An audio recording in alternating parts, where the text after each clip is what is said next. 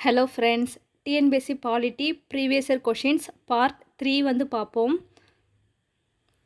ஊனமுற்றோர் உரிமைகள் சட்டம் இயற்றப்பட்ட வருடம் 1995. குழந்தைகளை விபச்சாரத்தில் ஈடுபடுத்துவதை ஒழிக்க உச்சநீதிமன்றம் கீழ்காணும் எந்த வழக்கின் தீர்ப்பான் மூலம் வழிகாட்டியது? விஷால் ஜீத் எதிர் மத்திய அரசு. இயலாமை உள்ள நபர் சட்டம் எந்த ஆண்டு இந்தியாவில் கொண்டு வரப்பட்டது?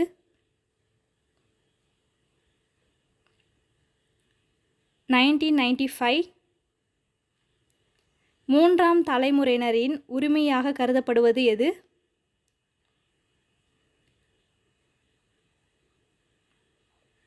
கூட்டு உரிமை. இந்தியாவில் பாலின சம உரிமை பெற தடைக்கல்லாய் இருப்பது? செயலின பாகுபாடு.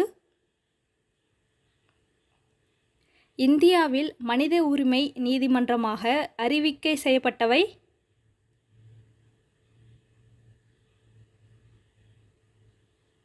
மாவட்ட அமர்வு நீதிமன்றம். நன்னடத்தையில் விடுவிக்கப்பட்ட குற்றவாளியின் நடத்தை நெறி காலம்?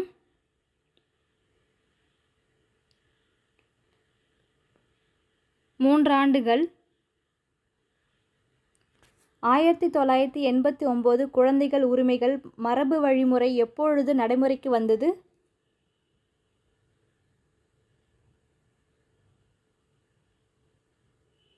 1990. சட்ட விதி மீறலில் ஈடுபட்ட சிறாரை விசாரணைக்கு உட்படுத்தப்படும் ஆயம்? சிறார் நீதி குழுமம். இந்திய அரசியலமைப்பு சட்ட விதி 280 விவாதிப்பது? நிதி ஆணையம். சுபாஷ் சந்திர போஸின் மரணத்தை விசாரணை செய்ய அமைத்த குழு எது?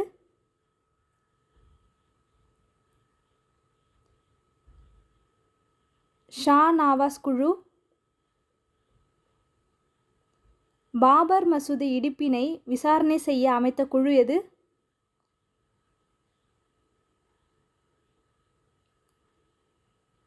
லிபரான் ஆணையம்.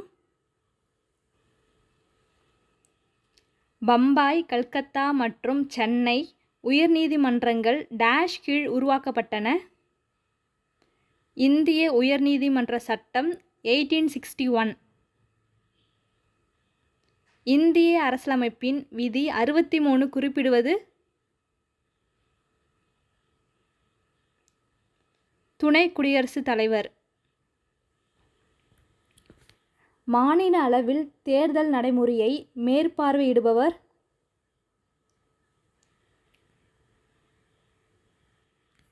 தலைமை தேர்தல் அதிகாரி. உயர் குடியினர் அல்லா கோட்பாட்டை பற்றி கூறியவர் யார்?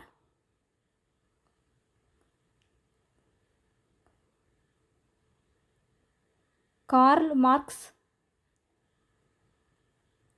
பஞ்சாயத்து ராஜ்யத்தின் முதலாவதும் தலையாய அலகாக திகழ்வது எது?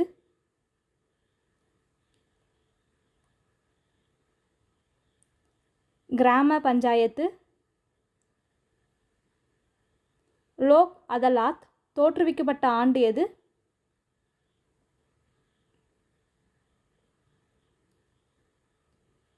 1987. பிரான்சில் டேஷ் முறை நடைமுறையில் உள்ளது?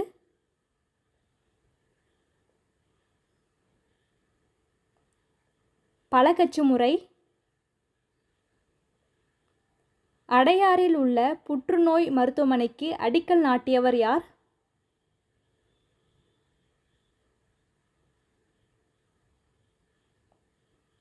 ஜவஹர்லால் நேரு. இந்தியாவில் உச்சநீதிமன்றம் நிரந்தரமாக அமைந்துள்ள இடம் எது?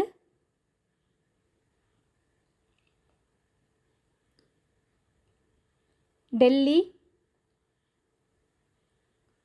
மாநகராட்சியின் முதல் குடிமகன் மற்றும் தந்தை என அழைக்கப்படுபவர் யார்?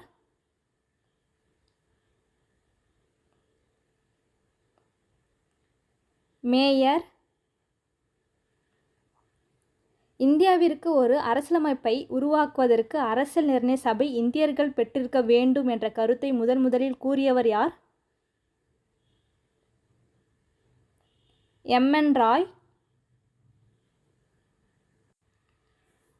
தேசிய பிற்பட்டோர் நல ஆணையத்தின் முதல் தலைவர் யார்? கா. காலேல்கர். மாநில சீரமைப்பு சட்டம் இயற்றப்பட்ட ஆண்டு எது?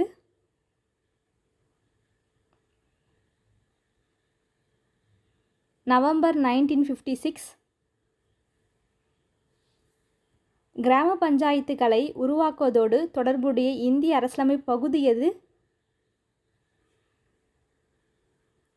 அரசின் வழிகாட்டு நெறிமுறை கொள்கைகள். இந்தியாவில் சட்ட விதி 352ஐ பயன்படுத்தி முதலில் தேசிய அவசர நிலை அறிவிக்கப்பட்ட ஆண்டு எது? 1962. 1955இல் நிர்வாக ஊழல் கண்காணிப்பு பிரிவை உருவாக்கியது எது? உள்துறை அமைச்சகம். தேங்க்யூ.